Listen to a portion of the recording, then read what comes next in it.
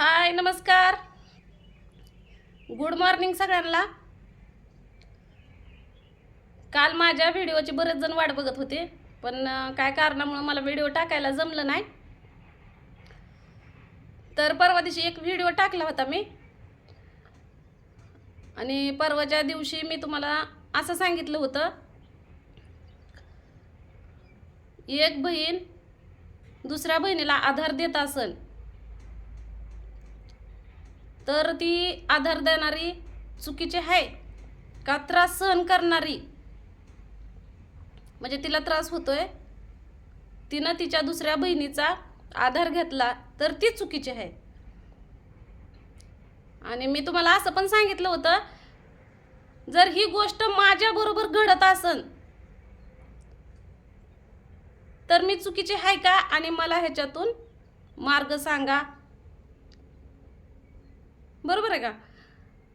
तर बऱ्याच जणांना त्यांचं मत मांडलं. आता मत मांडलं म्हणजे मी काय त्यांना पर्सनली सांगितलं नाही तुम्ही अशी कमेंट टाका म्हणून. ज्यानं त्यानं ज्याचं त्याचं मत मांडलेलं आहे, आणि त्या सगळ्यांच्या कमेंट्स वाचून मला आधार वाटला, धीर आला, थोडासा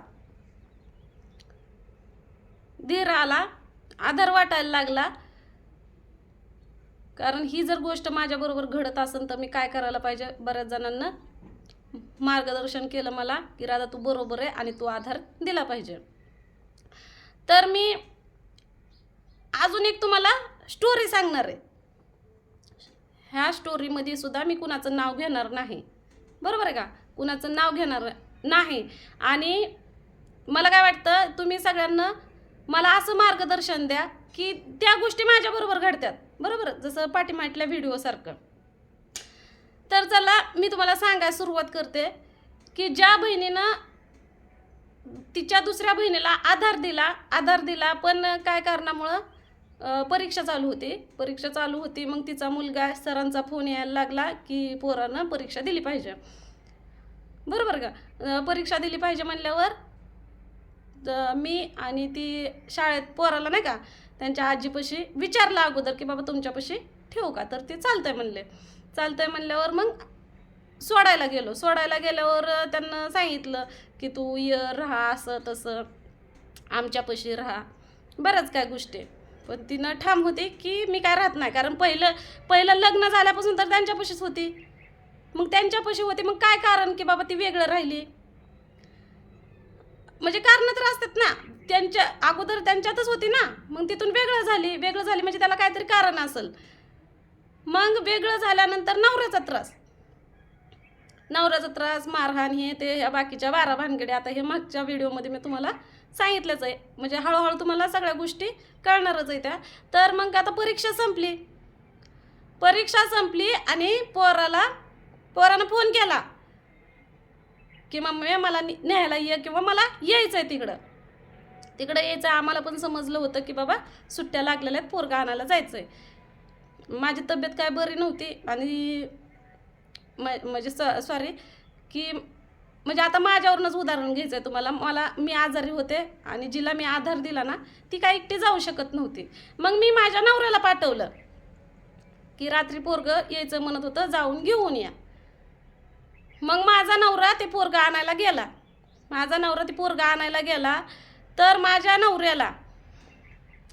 नवऱ्याला त्यानं काय सांगितलं, म्हणजे जिला त्रास होतो ना तिच्या नवऱ्यानं काय सांगितलं, एक तर दारू पाजली, हॉटेलवर जेवायला घातलं, दारू पाजली, आणि वरनं काय सांगायला चालू केलं की माझ्या बायकोला तुझी बायको नांदून देत नाही. जरी मी तिला घरातून बाहेर काढली होती तर तिनं तिला आधार द्यायचा नव्हता. मी माझं पोरगं पाठवत नाही, मी पोरगं पाठवणार नाही. ती जशी गेली तशीच ती माघारी आली पाहिजे. मला तिचं तोंड बघायचं नाही. तुमच्या बायकोनं तिला ठेवून घेतली, मी तिला असा धडा शिकवणार, आयुष्यात ती कधीच विसरली नाही पाहिजे. का तर माझ्या बायकोला ती का घेऊन गेली. आता तुम्हाला मागच्या व्हिडिओमध्ये तर सांगितलं, त्यांना हाकलून दिलं. मी बाहेर गेले होते, मला अगोदर फोन आला होता पण मी इग्नोर केला. मग संध्याकाळी 7:30 वाजल्या परत मला एकदा फोन आला, अनोळखी नंबरवरनं फोन आला. मग मी फोन उचलला म्हणजे मी म्हणलं 2-3 वेळा फोन येऊन गेलेला आहे, मग रिटर्न लावा ह्या हिशोबानं मी फोन लावला तर समोरून जिला त्रास होतो ती बोलत होती आणि मला आताच्या आता न्यायला ये, मी इथं येऊन बसलेले आहे, मग मी आणायला गेले. अशा गोष्टी तुम्हाला पाठीमागल्या व्हिडिओला सांगितलेलं आहे. तर तिच्या नवऱ्यानं माझ्या नवऱ्याला असं सांगितलं की तुझ्या बायकोला मी सोडणार नाही, तिच्या नावची कंप्लेंट टाकणार आहे. मग मी एक व्हिडिओ केला होता पाठीमाग 8-10 दिवस झालं असतील कदाचित, की नाही का आता कुणीतरी विचारलं की बाबा तुझी बहीण तुझ्याजवळ एवढे दिवस का राहती. काय जणांना अशा पण कमेंट्स टाकल्या की तू तुझ्या बहिणीचं वाटोळं करते का, हिच्या नादाला कुठं लागती, तू तुझा संसार बघ, तुझ्या लेकरं बाळ बघ, असं बरंच काय कमेंट्स आल्या होत्या. तर त्याच्यात पण मी कुणाचं नाव घेतलं नव्हतं, पण तिच्या नवऱ्यानं मला फोन केला की व्हिडिओ टाकायचं नाहीत. तर मी काय म्हणलं, मी व्हिडिओ टाकत नाही, मी पाठवायचीच म्हणलं या तिला, मी पण न्यायला तुम्ही या. तर मी न्यायला येत नसतो, मला तिचं तोंड बघायचं नाही. माझ्या नवऱ्याला सांगितलं की मी नोटीस पाठवणार, तिच्यावर केस टाकणार. काय म्हणून केस टाकणार, माझ्यावर का केस टाकणार, मी तिला आधार देते म्हणून, माझ्यावरही केस टाकणार. पोरग रात्री म्हणतंय की मला यायचंय, मला न्यायला पाठव. सकाळी मी माझा नवरा पाठवला जावा घेऊन या म्हणून, आणि माझ्या नवऱ्याला तो रिटर्न पाठवतोय की तुझ्या बायकोनं आधार दिला म्हणून मी तिला सोडणार नाही. आणि हां, तिच्या भावाची बायको माझ्या एका शब्दावर नांदायला जाईल, हे त्याचं काय बोलणं झालं. आज माझ्या भावाची बायको जर 4 वर्ष झालं त्याच्याजवळ नांदत नाही, राहत नाही, मग त्याला कारणीभूत होच आहे का, ह्यानंच त्याचं वाटोळं केलं का. वरून चोरी चाळ घेतो, एवढं पैसे गेलं तेवढं पैसे गेलं. अरे ज्या टायमाला माझं घर बांधायचं होतं तर माझ्या नवऱ्याला फसवून त्याच्याकडून 50,000 रुपये घेतलं, त्याचं काय. मी घरात असताना, मी घरात आहे, मी स्वयंपाक करते आणि तो काय म्हणला की मी तुमचं घर बांधायला येतो.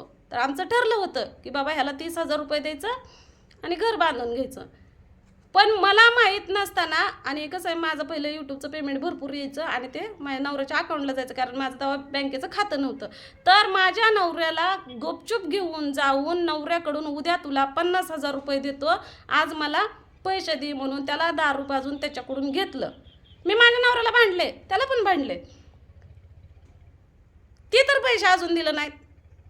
ह्यो काडीच्या कामाला नाही, बायकोला त्रास देऊन घरातून बाहेर काढलं, अंगावरच्या कपड्यावर ती घरातून बाहेर निघली, तिला ढकलून दिलं, तिच्या अंगावर साड्या फेकून दिल्या, आणि तू आताच्या आता इथनं जा, तू इथं जर थांबली तर तुला जीवच मारण म्हणून धमकी देऊन तिला घरातून बाहेर काढलं. ती काय चोरणार आहे, तू काडीच्या कामाला नाही, ती तुला जगवती, आणि वरनं काय म्हणतोय की घरातले पैसे चोरी करून निघून गेली.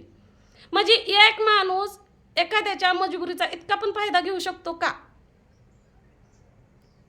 आम्ही कशामुळे शांत होतो की चल कुठं पोलीस कंप्लेंट हे ते करत बसायचं, चटणी ह्याला आला तर गोड बोलून हे ते आपलं पाठवायला येईल. तर ह्याला लयच लांब हात घालायला लागला, ह्याला न्यायचीच नाही, ह्याला बायकोचं तोंड बी बघायचं नाही.